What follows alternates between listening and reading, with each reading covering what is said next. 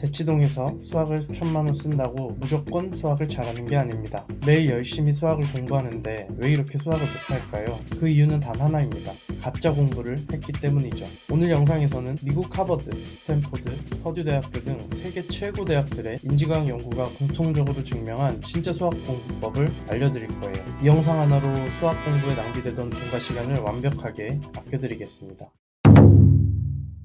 수학 문제를 풀고 채점할 때 동그라미가 많으면 기분이 어떨까요? 보통은 아주 좋을 거예요. 하지만 그건 시험에서만 그래야 합니다. 평소에 하는 공부에서는 정반대여야 하는 거죠. 만약 2시간 동안 열심히 문제를 풀어서 모두 다 맞으면 기분이 나빠야 합니다. 사실상 공부를 하나도 못하고 시간만 날린 셈이니까요. 수학 문제를 풀고 마치는 건 공부가 아닙니다. 내가 아는 것을 확인한 것에 불과합니다.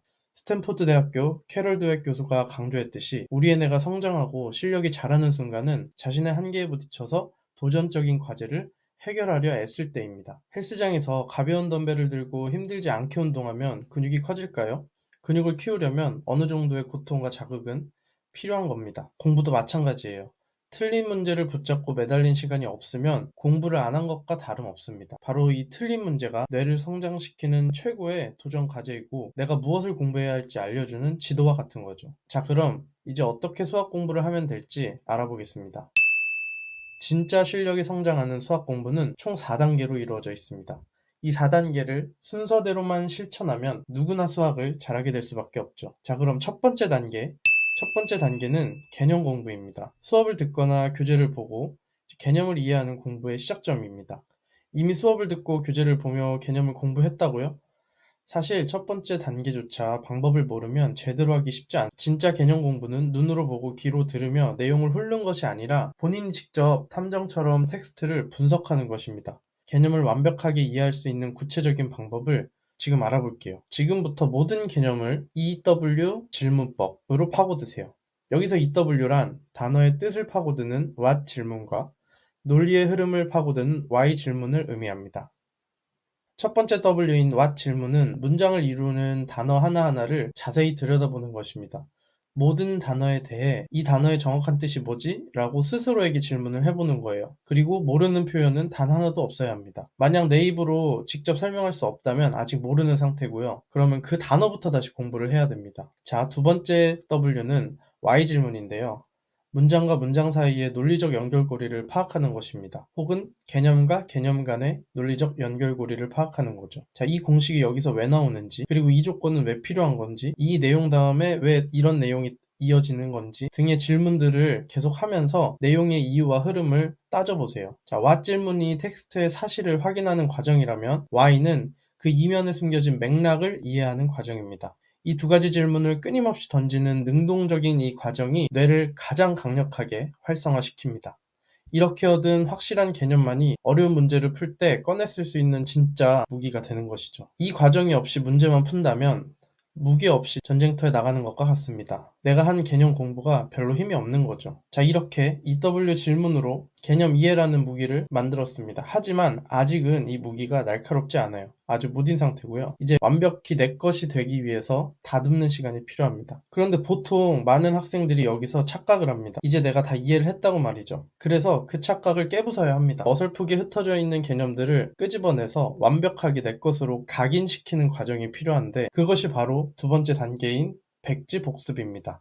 백지복습은 말 그대로 공부한 내용을 책을 보지 않고 빈 종이에다가 처음부터 끝까지 직접 써 내려가는 과정이에요. 아주 정직하고 가장 강력한 아웃풋 훈련입니다. 개념의 정의, 성질, 그리고 공식과 그 공식이 유도되는 과정까지 모두 스스로의 힘으로 써보는 거죠. 아마 처음 이런 걸 써보면 막막하고 거의 못 쓸 수도 있어요. 하지만 괜찮습니다. 바로 그 부분이 진짜 공부의 시작이 되는 거니까요. 자, 이 아웃풋 학습법이라는 건 여러 연구를 통해서 가장 효과적인 공부법으로 검증이 됐는데요. 뇌과학적으로 학습이라는 것은 새로운 기억을 작업 기억에 저장을 하고 그 작업 기억을 장기 기억으로 전환하는 과정이 필요합니다. 이 장기 기억화가 되어야 진짜 우리가 어려운 응용 문제에서 활용할 수 있는 진짜 내 지식이 되는 거죠. 그런데 이렇게 작업 기억을 장기 기억화하는 과정에 가장 효과적인 공부법이 바로 아웃풋 학습법입니다. 하버드 대학교의 기억 연구에 따르면 기억을 더듬고 정보를 꺼내려고 노력하는 이 아웃풋 과정이 뇌의 기억 회로를 물리적으로 가장 강력하고 튼튼하게 만드는 공부법입니다.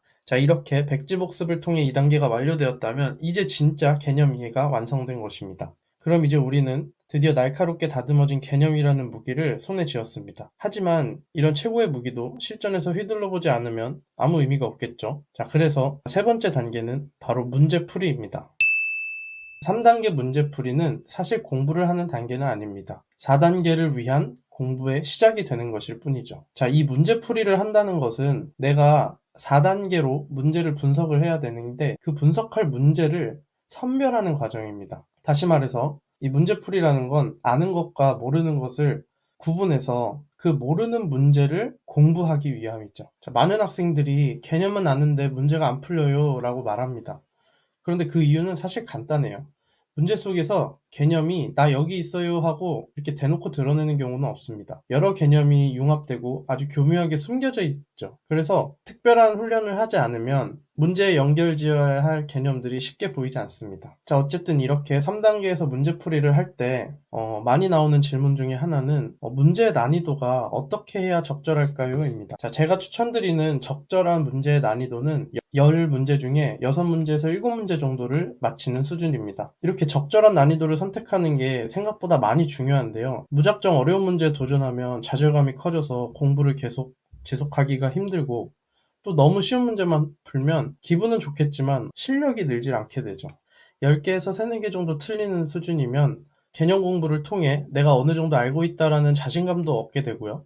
동시에 틀리는 3, 4문제를 통해서 깊이 있는 분석으로 실력도 충분히 키울 수 있는 정도입니다. 그러니까 좌절하지 않고 꾸준히 실력을 쌓을 수 있는 최적의 문제 난이도가 되는 것이죠. 자, 그러면 이제 마지막 4단계로 넘어가 볼게요. 자, 4단계는 바로 문제 분석입니다. 대부분의 학생이 문제를 풀고 채점하고 틀린 문제를 해설지까지는 봅니다. 그리고 나서 나는 수학 문제풀이 공부 다 했어 라고 얘기하죠. 하지만 이건 아주 큰 착각이에요. 앞서서 얘기했듯이 3단계 문제풀이 하는 과정은 단지 공부의 시작이 되는 거고 아직 진짜 공부는 시작한 게 아닙니다. 문제를 풀어본다는 건 내가 뭘 알고 뭘 모르는지를 판단하는 거지 내가 모르는 새로운 걸 알게 된 게 아닙니다. 공부는 모르는 걸 아는 것으로 바꾸는 것이기 때문에 새로 알게 된 게 없다면 공부를 안 한 것과 마찬가지죠. 자, 그래서 진짜 수학 문제 공부는 채점이 끝난 이후부터 시작됩니다. 지금부터 그럼 어떻게 문제 분석을 하는지 알려드릴게요. 먼저 수학 문제 풀이에서는 3-3 법칙을 기억해야 합니다. 자, 3-3 법칙이란 3번 풀이, 3가지 분류를 의미하는데요.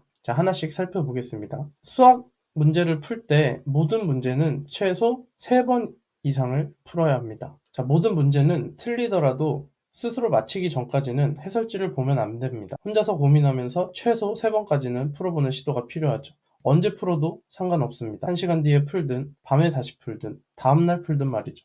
답을 못 맞춰도 상관없습니다. 시간이 오래 걸려도 상관없고요. 스스로 고민하는 과정이 있으면 됩니다. 그 과정 자체로 수학 실력이 성장하고 있기 때문인데요. 우리는 느끼지 못하지만 뇌 안에서는 수학을 잘하게 만드는 신경 회로들이 만들어지고 있죠. 자, 그리고 두 번째 3을 의미하는 3가지 분류는요. 모든 문제를 동그라미, 세모, 별표 이렇게 3종류로 분류하는 겁니다. 이 분류가 앞으로의 공부 방향을 알려주는 명확한 나침반이 될 건데요. 첫 번째, 동그라미 문제는 실력으로 맞힌 문제입니다.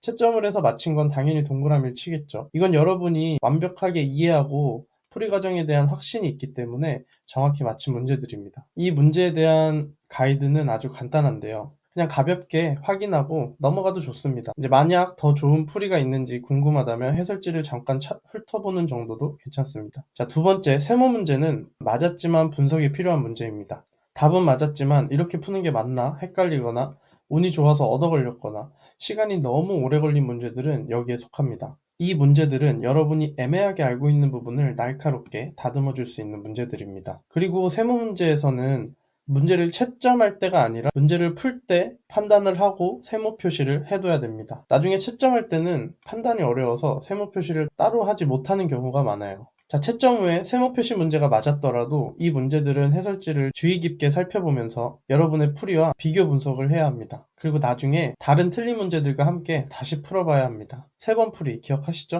자, 마지막으로 세 번째는 별표 문제입니다. 이 별표 문제는 채점에서 틀린 모든 문제가 해당되는데요. 이 문제들이야말로 성적을 올려줄 수 있는 가장 중요한 문제죠. 이 별표 문제들은 다시 풀 때 그냥 푸는 게 아니라 제대로 된 문제 분석이 필요한데요. 이제 이 문제 분석하는 방법을 알려드릴게요.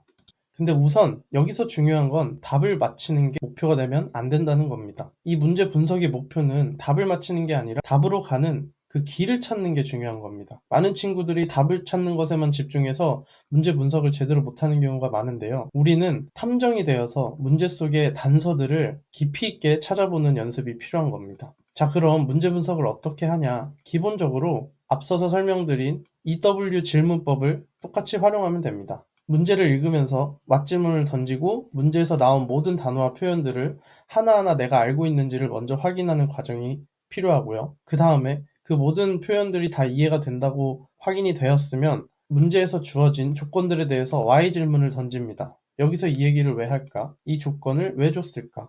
그리고 그 각각의 표현과 조건에 연관돼서 내가 알고 있는 모든 공부했던 개념들을 적습니다. 이때 주의해야 할 점이 두 가지가 있어요. 먼저 첫 번째는 지금 내가 생각하고 있는 게 답을 구하는 데 도움이 될지 말지를 판단하지 않는 겁니다.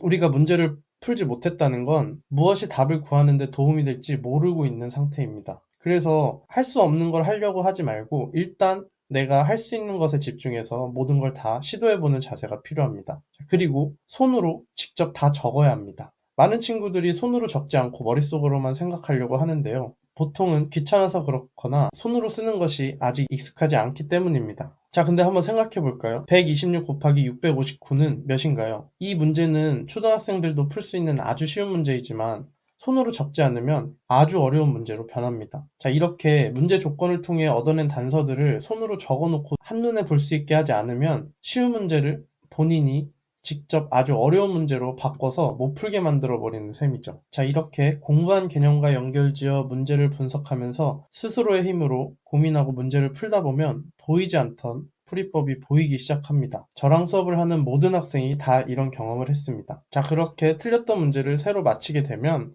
세모 문제처럼 해설지를 보고 내 풀이와 비교를 해보면서 분석을 하고 중요한 부분들은 잘 정리해두면 됩니다. 자, 그럼 마지막으로 수학 공부 시간에 대해서 한번 생각을 해볼게요. 만약 우리가 학원이나 인강 등으로 수학 수업을 1시간 했다면 혼자 공부하는 시간은 얼마나 필요할까요? 제가 말하는 공부 시간은 수업 시간 1시간 기준으로 최소 3배에서 5배 정도입니다. 제가 오늘 소개드린 4단계를 순서대로 거치면서 수학 공부를 하다 보면 분명히 3시간도 부족하다는 걸 느끼실 거예요. 자, 1시간 수업 이후에 백지 복습까지 제대로 개념을 공부하려면 최소 1시간 이상이 필요합니다. 그리고 그 이후에 문제풀이를 1시간 했다고 치면 그중 세모와 별표 문제를 분석하는 데만 또 최소 1시간 이상이 필요하죠.